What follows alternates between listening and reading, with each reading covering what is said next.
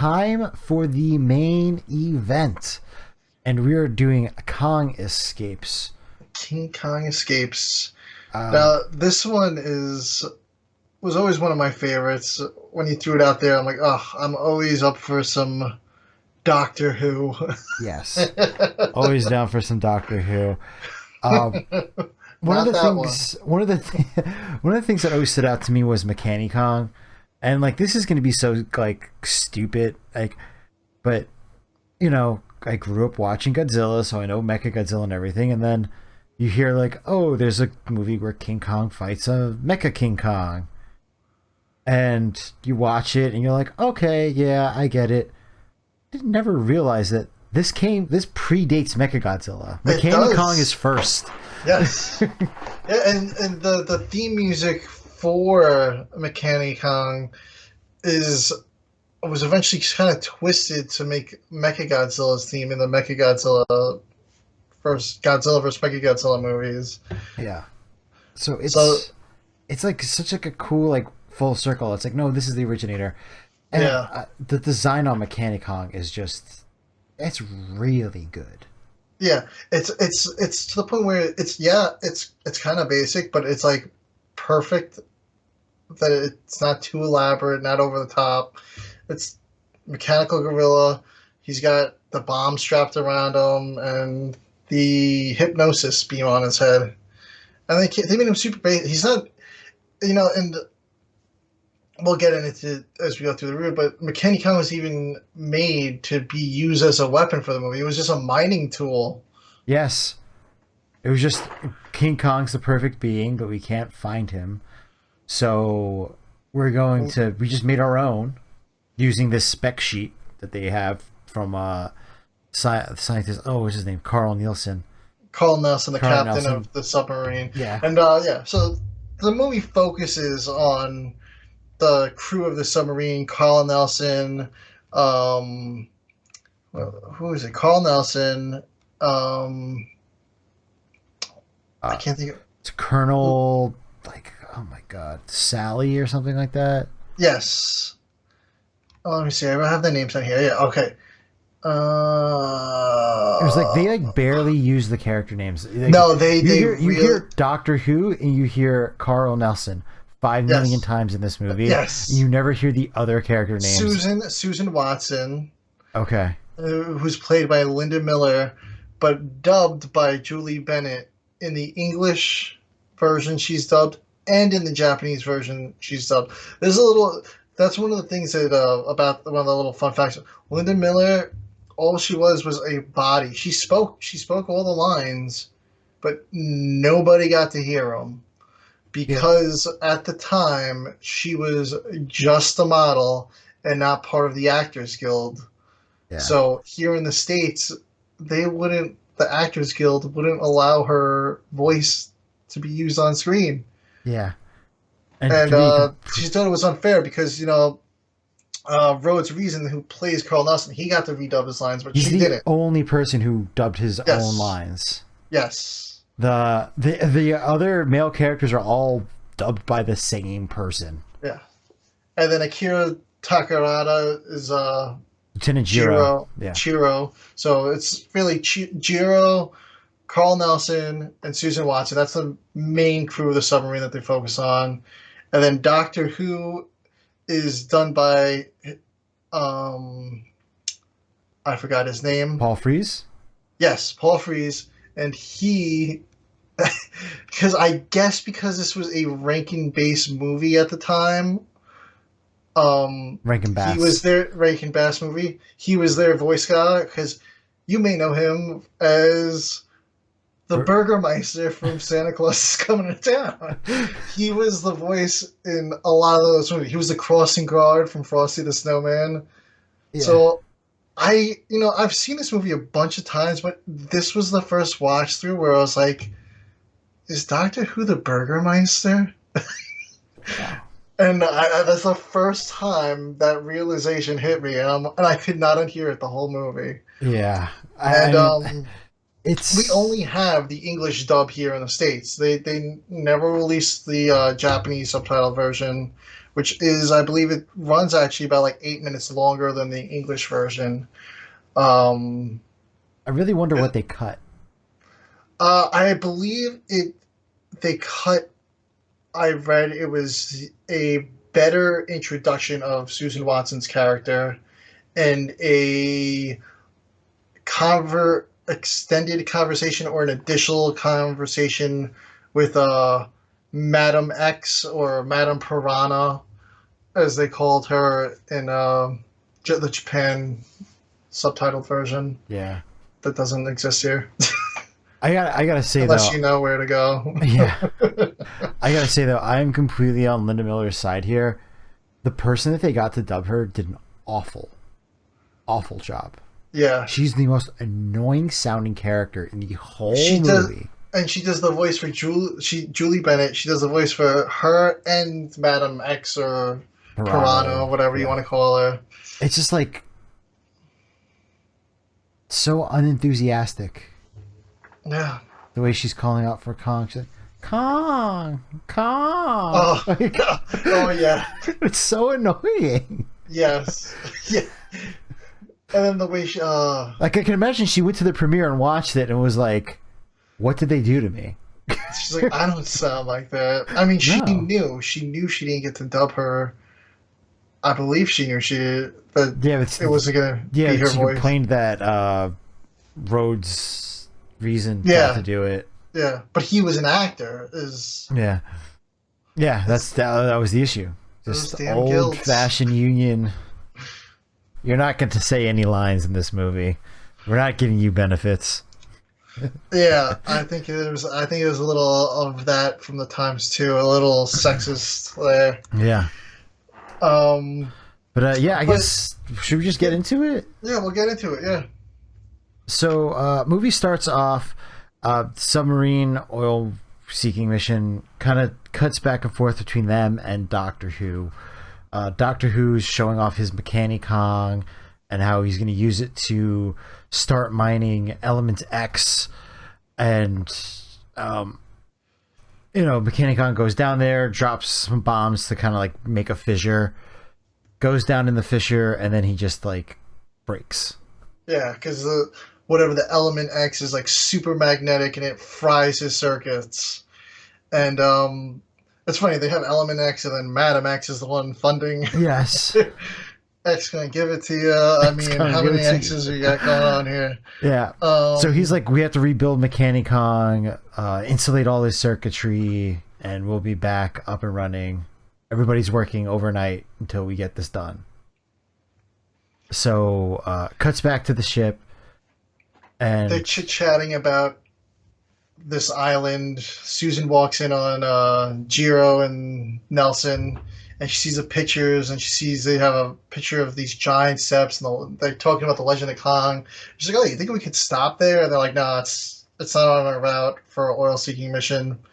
But then underwater earthquake happens. There's a rock slide. It damages the sub, and they happen to surface not too far from Mondo Island, which is the island they were talking about.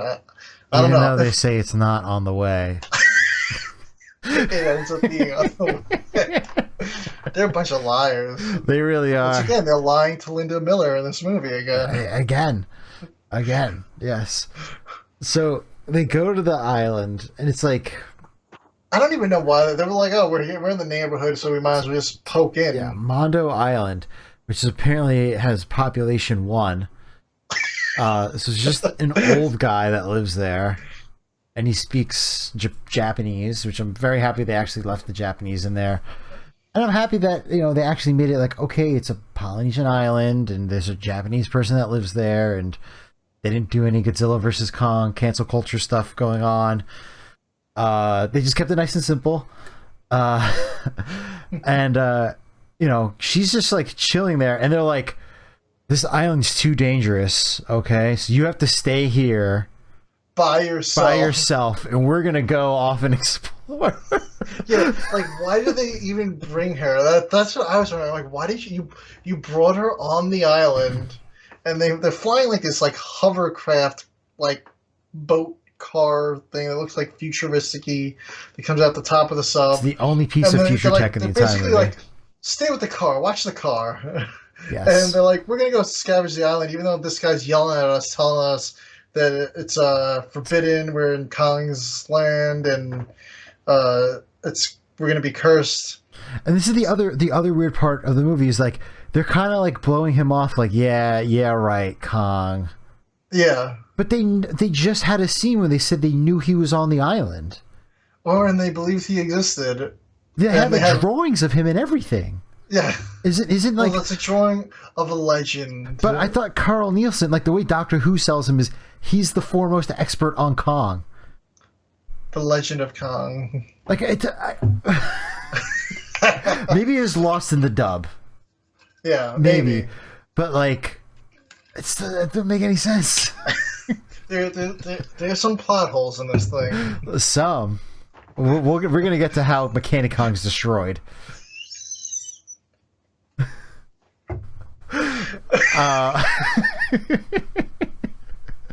But anyway, so I'm sorry, I got you. But so they're on the island, and of course Gorosaurus cops out, and where is he? Not with the two guys. He's attacking the woman that was left with the car. So they're like, oh man, who could have thought this was gonna happen? You know, we left her in an open plane where she was completely visible to anything in the forest. No coverage. Zero coverage. So Gorosaurus is like wilding his way over. And then starts screaming. She starts screaming. And then Kong wakes up and like comes out. And I gotta say the suit acting in this was great because Kong actually moved like a gorilla would move. Ish, you know, like arms are dragging kind of. A lot of these, like, I understand it's Toho suit acting and it's like above par and everything like that, except for the fight scene at the end. But above par, but like a lot of times you get these like King Kong ripoff movies, which I know this is officially licensed. The person acts like a chimpanzee and is like, ooh, and it's like so over the top and cartoonish. Play it subtle. He's a gorilla. He's a giant gorilla. Just let it be. And I really appreciate the suit acting of this movie because it was really spot on, except for the last fight scene, which we're going to get to, where they start busting out jujitsu. But Kong starts fighting Gorosaurus. And what, honestly, I've seen this movie like 3 or 4 times. I do not remember this fight being this brutal. I don't know if it's just because I'm older now, but like... Kong is just wailing on Gorosaurus. Oh, yeah. He beats the crap out of Gorosaurus. And then he gets up and he's like, oh, you want some more? And this continues to go more. Yeah, because the whole break into the jaw thing is a callback to the 1933 movie. Which like with you the T-Rex. Have to. Yes. Like, it's like any Kong movie, you need the breaking of the jaw. Yeah.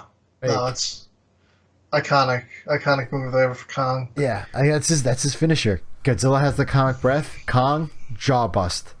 Yeah. Like, that's just what it is. So they're like, oh, okay, we're going to get out of here. And, like, he's, you know, the usual, like, he's asphyxiated with the blonde lady. Yeah. He's like, oh, pretty blonde lady. He puts it down. And, like, she talks to him a lot, too. She's like, Kong, put me down. That's the annoying part, you know? Like, yes. Right? It really is. Like, I wish they would have just let her... do her lines, like, because it's really distracting in the movie. Like, I almost want to see the Japanese dub just to be like, does this play across better as far as like the tone and everything? Yeah, it might. But they get they skedaddle off the island. They get in their hovercraft, and then like not Manda comes out of the water. Yeah, it's like a straight snake, the sea snake. The snake. But and then like another like Kong just like takes a boulder and just like back throws it, and it just like it was an amazing shot. Like the way they filmed it, I don't know how they filmed it, but like he was right on with that thing. Yeah. Like, and he fights the sea snake while they all rush back to the boat. They're shooting at them and Kong, And the Cardinal's like, "Yo, stop shooting, don't shoot us, and don't shoot Kong." Because Kong's just trying to help him. Yeah. And kind of just wrestles the snake, kind of. I don't know how does he even kill it? He just kind of like snaps it or scurries off after.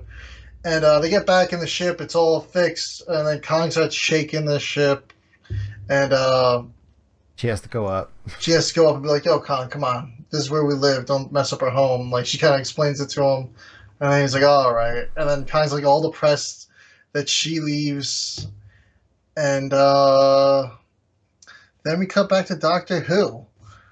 Yeah, and he's like, "Oh, like they found Kong on the island." Oh yeah, that's true. Yeah, they left the island. They went to the UN headquarters to say that they found the island, and then it goes back to Doctor Who. Yeah, and then Doctor Who's like, "Oh, they found Kong on the island where Carl Wilson, said he was senior legend expert on Kong, said he was, but was also saying he wasn't there."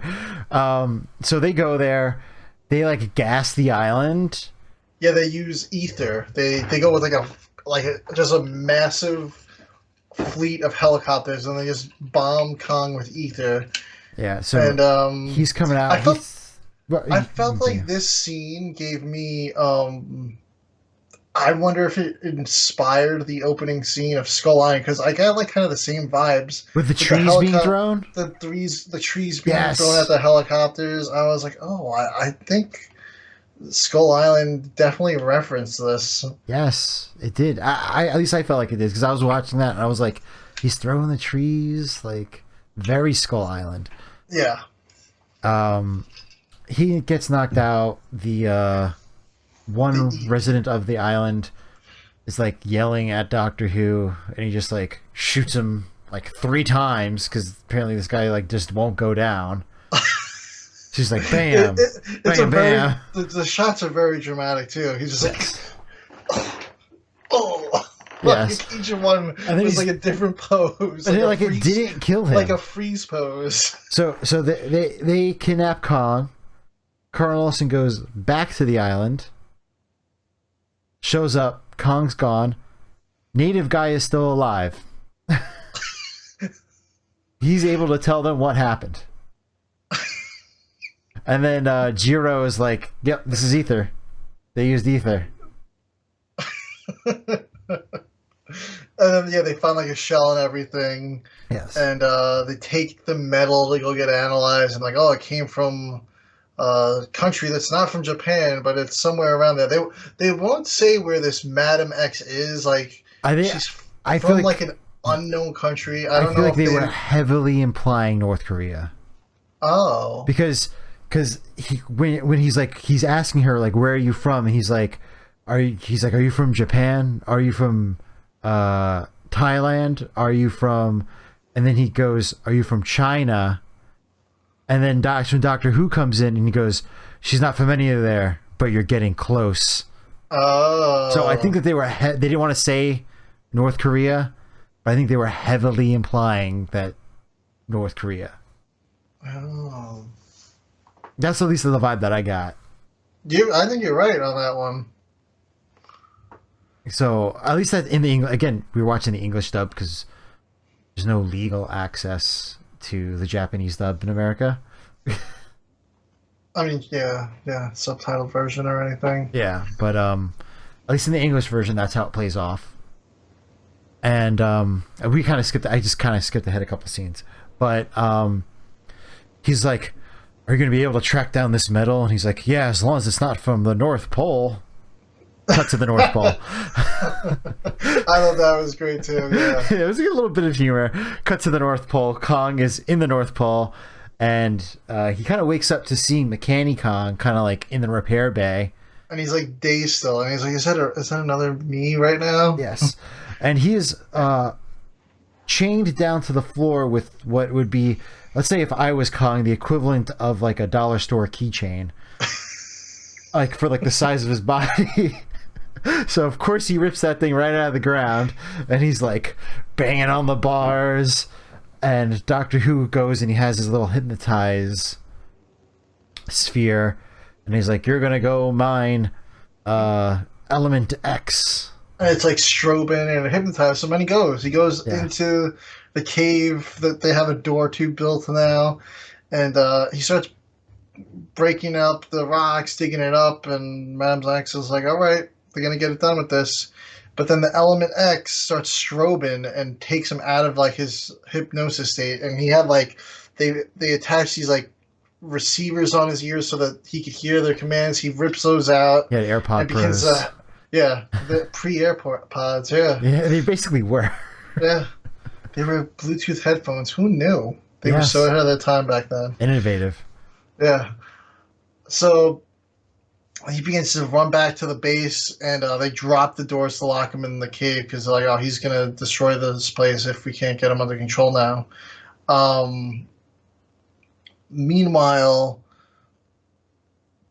Doctor Who is like, yo, how are we going to control him now? So they set out, and they track down Carl Nelson's submarine, and he has his guys pose as UN delegates, and they're like, oh, we need you on an emergency thing back at the UN. And they get on the plane, and right off the bat, they're like...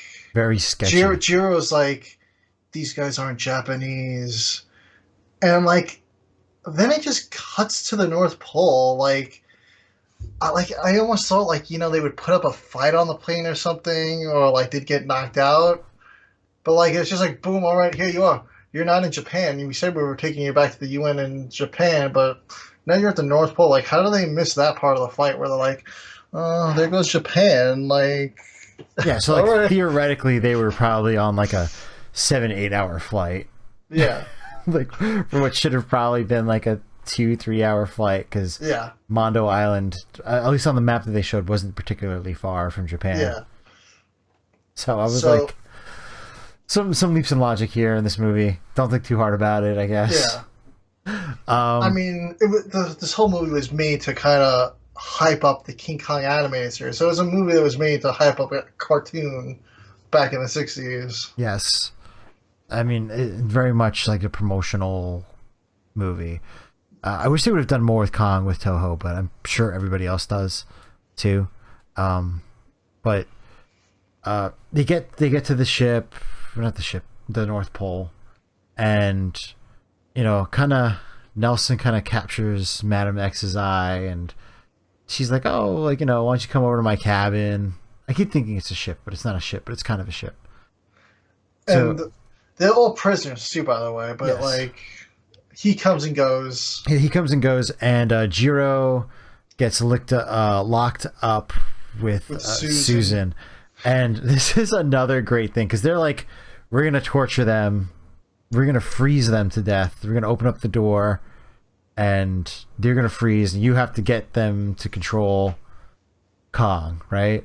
Because they think Susan can control Kong, because Kong likes her. So, you know, with his friends freezing to death, he does things like enjoy cocktails with Madam X and have debates about the morality of what she's doing, and a game of chess with Doctor Who. Yeah, a game of chess with Doctor Who. Like, I'm like, how much time has passed?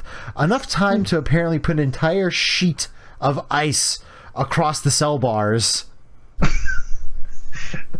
And they have nothing but like their regular clothes on. They don't have any like jackets or anything. Yeah. So she's wearing like a pencil skirt and a shirt. Yes.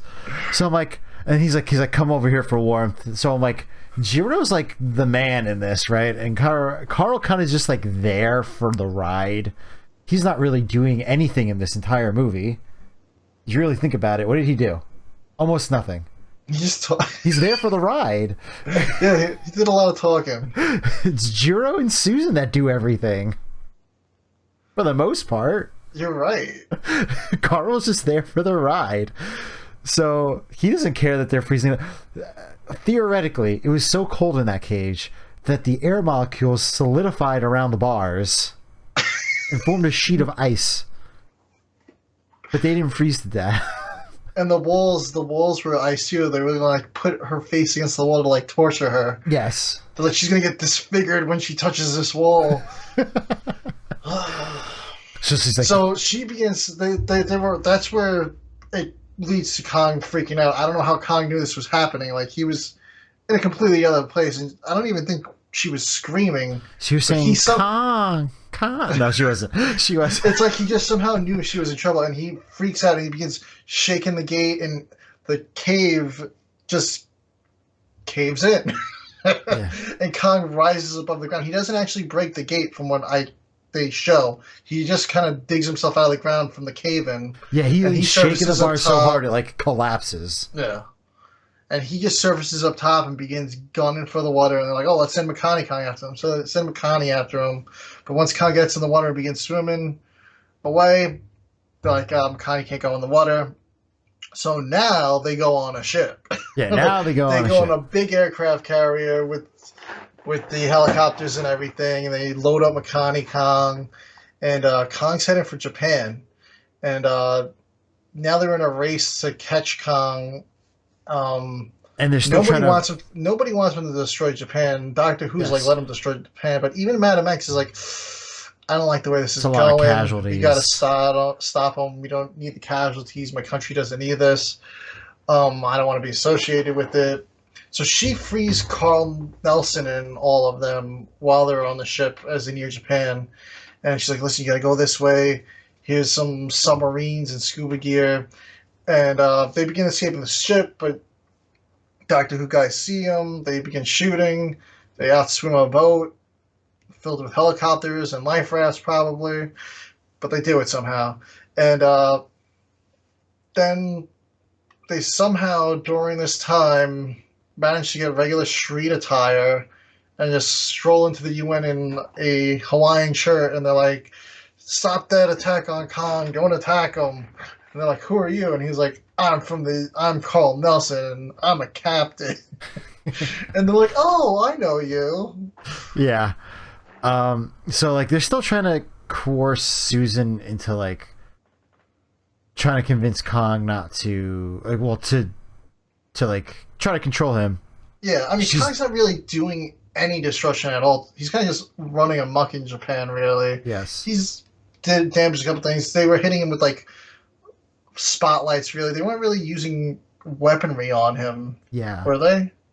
Not I'm trying to remember. Super, like, there was tanks there, but, like, again, Jiro first tells them not to. Yeah. And they're like, why should we listen to you? And he's like, Carl Nelson's here, and Carl Nelson says not to do it. Yeah. They get, like, a call from the UN headquarters, like, all right, let them run the show. And one of the other confusing things I really didn't get about this whole scene is, you know, I was watching my kid while I was watching this movie. Mechani-Kong, like, bust out of the inside of a building. Where did he come from? How did they get him in the building? Yeah, I mean, the boat was out in the harbor. I guess he just walked down the harbor, and he just happened to be, like, Kool-Aid manning through the buildings over there. No, like, the way it was shot was he was in the building and, like, pops out of the roof. I was so confused. I did not think about it. How did he get in that building? How did he get there? How did he get there? Like it was like a freaking, like, birthday cake and he was a stripper. Like, that's kind of like the, like... Now I'm seeing it back in my head now that you're telling, like, I just didn't think about that. So, it gets to the point where Kong picks up Susan. Yeah. Just because she goes over to be like, calm him down. And now military's not going to shoot because she's in his hands. But then Mechani starts doing some damage. So he puts Susan down, and then Mechani-Kong picks up Susan. Yes. And then the fighting happens. And my whole, like, I'm a mechanical gorilla. This is my good suit acting. I'm a gorilla. I'm going to be doing gorilla moves acting. This goes out the window, and it turns into, like, pro wrestling, MMA, like, doing throws and, like, arm bars and stuff like that. And they're moving fast. Like, they completely threw it out the window. And the fighting was really good. Like, I was like, oh, man, this is so good. Like, I want to see this fight. And then, like, I forget. That fight lasts for about 2-3 minutes. Yeah. And then Mechani-Kong, like, sprints to Tokyo Tower. Yeah, he just takes off. And then so does Kong, like full out like sprinting. I'm like, they could really move in these suits. No, yeah. Like, no, they did. Like, they look like they were cumbersome, but like apparently they weren't. And like, this is kind of where the scene, like, I feel like the movie kind of like deteriorates a little bit, to be honest with you, because they're on the tower. They climb the tower. You can't do anything on the tower. Yeah, he just puts her down. Kong puts Susan. No, he's climbing up after Mechani, and then Mechani kind of just drops her. Yeah. So what was the purpose of taking her in the first place? And then Kong catches her as she's falling from the tower, so she doesn't splat on the ground. And he puts her down on the platform, and she starts to make her way down. Jiro sees her there, so he starts climbing up to save her. Not Carl. Not Carl. Carl doesn't do anything. So he starts climbing up there to help her shimmy back down the tower, and the two of them are just climbing this tower. To what? Like, I understand it's a King Kong movie, and he climbs the Eiffel Tower, and he falls off the Empire State Building, and he falls off, and that's the movie. Like, I understand you have to, like, you wanted to put some type of tower thing in here. Have them fight on the tower, like. They didn't even. Yeah, they play with the scale. They didn't even really fight on the tower. Mechani-Kong was on this side. Kong was on that side. And it's pretty much just Kong just starts shaking the tower, and the top of it snaps, and it kind of like shocks Mechani-Kong. So the Mechani-Kong is like with one arm, and Kong just kind of keeps shaking the thing. Yeah, and then one thing I forgot to mention though, which is kind of hilarious, before the fight scene happens between these two, Mechani-Kong gets the hypno thing installed on his head. Yes. And Jiro just shoots it off with a regular rifle. Yes, I forgot about that. He goes like two shots. This thing's off. Nothing is well put together by Doctor Who, because now we're going to the next scene where we get the destruction of Mechani-Kong. Madam X, who was already shot, right? Because Doctor Who shot. We didn't mention, but she's like, I don't really like this. We were talking about that scene. Yeah. He shoots her, but like in the arm, like right here, and just like grazes her arm. Yeah. Like that's how he shot her. She pulls a gun on him because she wants to put a stop to it, and then he wrestles her, shoots her arm, and because she's kind of just sitting there on the couch all pouty. So then, like, they're just sitting there. She tears 2 wires off of a wall. Yeah. He's like, "What did you do?" And then she shoots her and dies, and then Mechani-Kong just falls apart in 2 pieces and falls onto the ground. Yeah, like it looks like he's falling off the tower, and you hear like shattering, like you would assume once it hits the ground it would shatter, but he's already in pieces before he even hit the ground. He hit nothing. These 2 wires were so mission critical that she tore off the wall. I was like, he just seemingly just. One minute he's there, next minute you just see metal raining on the ground. And that's how he dies. That's how he dies. That's the destruction of Mechani-Kong. I don't know. I don't know. I don't know where they came up with this idea. Nobody proved that. Were they phoning it home? I don't know, because they weren't. They could put the A-Team on this movie. They did. Because what was the movie? Was it Son of Kong? Was that the movie that Son of Godzilla? That was the movie that was in production, and that was like the B movie. Yes, because they did, or was it Ibra Horror of the Deep? It might have been Ibra Horror. It's one of those two. One of those beach movies that, granted, were a lower quality Godzilla movie, but they were still pretty good. Still good. I think better than this. It didn't make any sense. Like the whole Mechani-Kong getting destroyed thing, like so anticlimactic. Kind of. It really was, and they weren't even fighting on the tower. Like, give me at least like I'm holding on with with an arm and like I'm kicking over to the side or something. Yes. There was no contact. Nothing. Like it was just like Kong was just on there, just doing this. I don't want to be too vulgar on like what it looked like he was doing to the tower, but like so anticlimactic. So now we go to like, okay, now we have to go get Doctor Who on his aircraft carrier. So actually kind of cool scene. Kong's running on this pier. The little Corvette models following him, and then Kong just like jumps into the water. And they're like, stop that boat. Yeah, they're shooting at him, and he's just swimming. And they said to stop the boat. Yes. They said stop the boat. He destroys the boat, tears it into pieces, punches it to death, like destroys. And seemingly killing everybody on board. Doctor Who gets crushed by a desk. Oh, a quick question about this, because this is the first question that came out of my mouth. So he gets crushed by a desk. This is a big desk with computers mounted on it, right? In his computer room where he's murdered people. On a boat. Are you telling me this table is not bolted to the ground? This table that presumably probably weighs a couple thousand pounds with all this metal computer equipment mounted inside of it? Those bolts got knocked loose from Kong shaking it so much. This is it's not like a folding table. It's not a wooden table. It's like your prototypical sci-fi metal computer control console thing. Yes. Yeah. Like it's like the TARDIS control panel. Yes. Essentially. Doctor Who got killed by the TARDIS. Yes, he got killed by the TARDIS. Like, I'm just like sitting there. I'm like, like.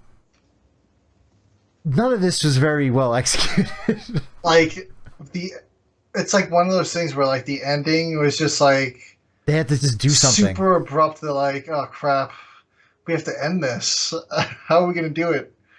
They're like, oh, you got like 10 minutes. What can you do in that time? They're like, oh, we'll crush him with the desk and have Mechani-Kong fall to the ground.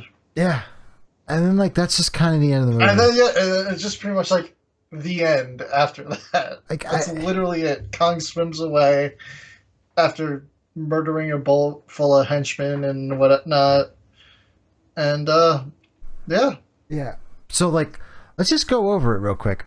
So, director Ishiro Honda, special effects Eiji Tsuburaya, music Akira Ikefube. Right? They bring in Akira Takarada to be like the main Japanese guy, like, oh, we want like our head actor in this movie. Like, they put the A team in this movie. Like 100%. Like Toho put what they had behind it and then seemingly lost interest. That's what it seems like, because it starts off, in my opinion, it's got an absolutely super strong start. I mean, just some of the best, at least Mechani-Kong, some of the best suit work. I like the Kong versus Godzilla Kong suit a little bit more, but these suits always change movie to movie, so it's just personal preference. Yeah. But like, pretty good suit. I mean, very mobile. Probably one of the most mobile kaiju suits, except for the Gargantuas, which is a very similar design anyway, except for the face. No. So like, a lot of really good things into it. You have the inter-promotional, like this is meant to be a US release movie. Like this is Toho's big, like, okay, we're going to make it big. We got Rankin-Bass, a cartoon in the West. And like, it just seemingly just like really didn't, like, maybe they were just like, oh, who cares? Yeah. I don't know. I mean, I still enjoy the movie, but yeah, the ending is just like the most like, it's just the most unsatisfying ending. Yeah. I'm kind of curious to see the animated show. I want to see if it like continues on it. I don't know if it's really available. I have the DVD releases. I don't know if it's the full series. No, it's not, unfortunately. And it's not the greatest quality either. There's a place though to get it. There's we can do some privateering. Just do some Googling. You can find it. Yeah. But that's probably gonna be like it for this movie. Closing thoughts. Iconic movie. I mean, just the imagery of it. I mean, what is, like, honestly, what is cooler than Mechani-Kong? I mean, it inspired Mechagodzilla. It inspired the whole mechas. Yeah, a little preview for you guys, just to show you guys this thing. Like, it's probably one of the best designed I mean, you have a lot of really cool designed kaiju, but like, and you have Mechani-Kong on this side. Like, so cool, right? For me, top kaiju designs are Gigan, Mechani-Kong, Mechagodzilla. I'm calling Showa era. Yeah. I'd say those are my tops. Megalon's pretty awesome too. Yeah, Megalon's awesome. I like Jet Jaguar. I'm not really a big Ghidorah fanboy as far as the design goes, but that's gonna get me some hate. It's iconic, but I know it's basically a three-headed dragon at the end of the day. Yeah. But I hope we do get a remake, an actual legitimate remake of some sorts. Maybe the MonsterVerse would be interested in it. I don't know. They wanted to try to do a Godzilla versus Mechani-Kong in the 90s, but they weren't allowed to use Kong's likeliness at all, so that got kiboshed in the 90s. And we would have seen Heisei Godzilla versus a robot Kong, but I think that's how come we ended up with the Mechagodzilla 2 instead, which personally is my least favorite Mechagodzilla design. I love the Trendmaster toy for Yes. it. I'm just gonna put it right here. I can't get this to stay up right. I like it with the Garuda attachments and everything, but like Kiryu standalone, it's just like yes, like but standalone, it's just so like I think it's just such a bland looking Mechagodzilla. Like it doesn't have the Showa rivets. had the red, yeah, it's just like straight silver everywhere. Yeah. Yeah, a lot of cool things in this movie, a lot of great ideas. I just think the execution on a lot of it, like, what is element X? Why do they need it? How does Kong know what it looks like and where it is and how to mine it? Because he was being told by Doctor Who. Okay, you could tell me to like, you can tell me and brainwash me to go get element X. I wouldn't know where it is. It's true. He's like, go down that mine shaft right there that we made for you. You'd be like, Dan, go mine gold. I'd be like, where? I hate to be so negative. Yeah, I've watched this movie a lot, and then watching it this time through, I was like, geez, I don't remember it being like this meh at the end. Like, I was like, this is like super abrupt and like anticlimactic. But yeah, and so I want to see this being revisited. Yeah, I would love to. Yeah, I mean, I still love the movie. Yeah, because it's got the coolest villain. Yeah, I just wish it did more. Yeah, I mean, we had Gorosaurus' first appearance too. Yeah. I still think of the G-Fest when like the guy goes up to the guy in the Gorosaurus suit and he's like, roar for me, and what is it like, what's the MIB line? It's like, hey you guys, or something. So the guy just says that instead of roaring. I've never seen that. Oh, it's hilarious, you gotta look it up. Hey you guys. Yeah, he just does that instead of actually roaring. That's great. That's amazing. But yeah, that's our review for Kong Lives. Don't know what we're gonna be doing. King Kong Escapes. King Kong Escapes. Now, if you want to review a sketchy Kong movie, we could do King Kong Lives. If we do if we ever get to the point where we do like a Patreon or something, I will do a non-sober review of that movie, but I think that's the only way you're gonna get me to watch that movie. Oh man, like we can do like a watch along or something, but like you're like, pay me to watch this movie. Yeah. Like I own it because like maybe one day I'll be like, hey, let's see how it is, but it's got Sarah Connor in it. Yeah. All right. Well, I think that's it for the show. Next episode, we will be probably doing our 1 year, maybe. Yeah. Yeah. I don't know what we're going to cover, but we'll figure that out. Yeah, we'll figure it out. We got to do something that's 1 year, like, ish. I want to save War Gargantuous for a big thing. So we're not going to do War Gargantuous yet. I want that to be like a big deal when we do that one. Yeah. But we'll figure it out. Thank you guys for watching. See you guys later. Bye.